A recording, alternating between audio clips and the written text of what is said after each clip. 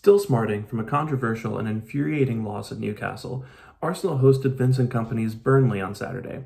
With Jurriën Timber, Thomas Partey, Gabriel Jesus, Emile Smith-Rowe, Martin Odegaard, and Ben White all unavailable through injury, the Gunners defeated Burnley, although the attacking performance wasn't exactly electric.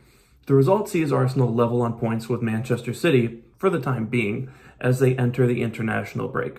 Let's get to the winners and losers. Winner number one is Leandro Trossard. In the absence of Eddie Nketiah, Trossard has taken over at center forward and proven much more effective there than the Hale End product has recently. The Belgian is consistently able to bring the likes of Bukayo Saka and Gabriel Martinelli into the game and allow them to affect things from more central, dangerous areas. But Trossard has also provided end product as the 9, and that continued today. He finished with a goal and an assist, taking his tally to 6 goals and 2 assists on the season. That total is second on the team for goal contributions, only behind Saka. He's putting the ball in the net or helping others to do so. He's taking care of the ball in tight spaces in the final third, and as we saw for his goal, he is willing to put his body on the line. Trossard deserves to keep his place. Winner number 2, William Saliba. What more can be said about Saliba at this point? In possession, the young Frenchman operated as the central center back in a back 3, effectively functioning as the team's quarterback, as he has all season. He finished with 96 touches and 92% passing accuracy. On the occasions Burnley pressed him when he had the ball, he handled the pressure with his trademark coolness. But on top of that, Saliba scored at the best possible time, just 3 minutes after Burnley's equalizer. Saliba popped up to head in Trossard's corner and retake the lead. Saliba is making an extremely convincing case to be considered the best center back in the Premier League. And, honestly, he could be the best in the world. Winner number 3, Alexander Zinchenko. For the last 2 weeks, Zinchenko has been at risk of losing his starting berth to Takahiro Tomiyasu. With Tomiyasu getting the start at right back in place of the injured Ben White on Saturday, the Ukrainian got the nod at left back today, and he certainly produced. Receiving the ball a total of 116 times, Zinchenko finished with 17 passes into the final third, 100% accuracy with his long balls, and no dispossessions. He was silky on the ball, including a saucy flick to Bukayo Saka, but off the ball, he was great as well, finishing with 7 of 8 ground duels won and 7 of 8 aerial duels won as well. And of course, the highlight of his performance was his scissor kick goal to make it 3-1 for Arsenal.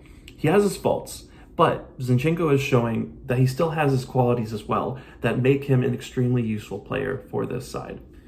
Loser number 1, Gabriel Martinelli. Martinelli put Juanlu and Sevilla in hell on Wednesday night. But against Burnley on Saturday, he was a little less successful. Despite getting past his man fairly regularly again, the Brazilian couldn't make the most of it, only producing 4 of 9 accurate crosses. This played a part in Arsenal being perhaps not as effective going forward as they should have been on the day. A winger beating their man doesn't really count for much if they cannot create dangerous situations from that. Additionally, Martinelli seems particularly reluctant to take advantage of the overlaps and underlaps that Zinchenko and Declan Rice often provided for him. Instead, he would usually choose a safe ball back down the wing or to take the ball himself and take on multiple men. It's a performance that he will look to improve upon. Loser number 2 is Eddie Nketiah. Nketiah has had plenty of great moments for Arsenal and proven a really useful player. But his main issue as a center forward has been an inability to bring others into the game and facilitate the wide players. Gabriel Jesus can do that at an elite level, and now Leandro Trossard is showing that he can also do that very proficiently as well. As a result, a fit Nketiah came off the bench in the second half to replace Trossard instead of starting at center forward this time around, like he has previously when Jesus has missed time. His cameo was fairly anonymous too, although much of that is due to Arsenal being down a man late in the match. In any case, Nketiah may now find himself third in the pecking order at center forward, with Jesus due back soon. And loser number 3, Fabio Vieira. After a lackluster showing, Kai Havertz was initially slated to be included here. However, Vieira, who replaced him early in the second half, did essentially everything that he could to take his place in that regard as well. The Portuguese midfielder finished with 75% passing accuracy, managing only 4 pass attempts and 5 touches in the 21 minutes that he was on the pitch. With Havertz having failed to make an impact, This was a golden opportunity for Vieira to stake his claim in midfield. Instead, he was largely uninvolved before making a foolish studs-up challenge on a Burnley player to earn a straight red card.